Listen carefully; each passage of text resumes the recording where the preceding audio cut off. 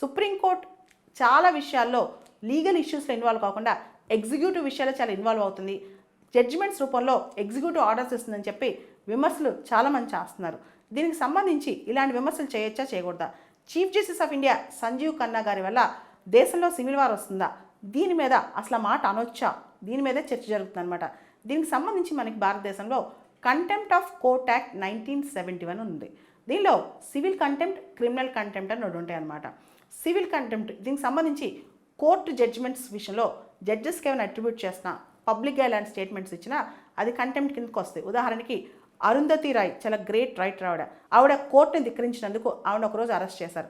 అలానే ప్రశాంత్ భూషణ్ ఆయన chief justice of ఇండియాకి సంబంధించి ఒక పోస్ట్ పెట్టినందుకు ఆయన్ని అంటే సింబాలిక్గా ₹1 fine వేశారనమాట.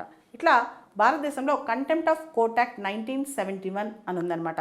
Contempt of court powers అనేవి భారతదేశంలో చాలా పవర్ఫుల్. సుప్రీంకోర్టు సంబంధించి కంటెంప్ట్ ఆఫ్ కోర్టు ధిక్కారం ఆర్టికల్ 129, అలానే హైకోర్టు సంబంధించి ఆర్టికల్ 215 అనమాట. Supreme court is a court of record. It has all powers including the power to punish for it's contempt అనమాట. అంటే court ధిక్కారం సంబంధించి